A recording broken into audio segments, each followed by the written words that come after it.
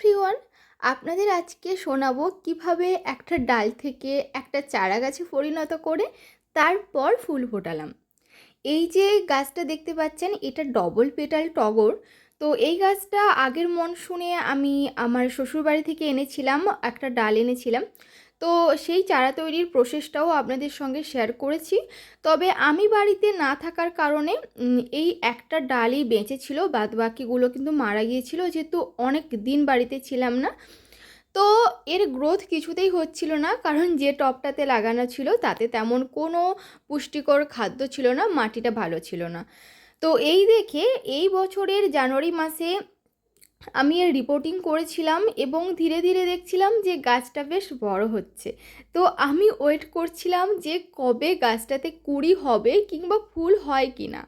আর আমার এই প্রথম হাতে তৈরি করা চারা যাতে প্রথম কুঁড়ি এসছে, আর এটা দেখার পরে আমার এত এত আনন্দ হচ্ছিল, যেটা আমি আমার কথার মাধ্যমে প্রকাশ করতে পারবো না।